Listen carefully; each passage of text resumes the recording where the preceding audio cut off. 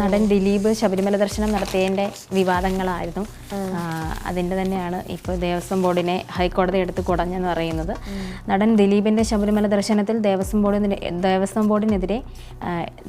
ബോർഡിനെ എതിരെ എടുത്തു കുടഞ്ഞ് ഹൈക്കോടതി.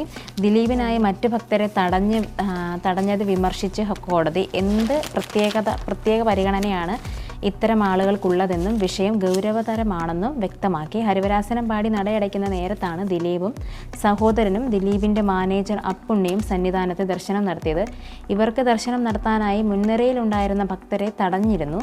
10 മിനിറ്റിലേറെ മുൻനിരയിൽ നിന്ന് ദർശനം നടത്തിയ ദിലീപ് മറ്റു ഭക്തരുടെ ദർശനത്തിനും ക്യൂ നീങ്ങുന്നതിനും തടസ്സം സൃഷ്ടിച്ചെന്നാണ് ആരോപണം. സാധാരണ ആ ഒരു പരിഗണന ലഭിച്ചതോടെ അവിടെ കാത്തു നിന്ന ആൾക്കാർക്ക് അതൊരു ബുദ്ധിമുട്ടായി അല്ലേ?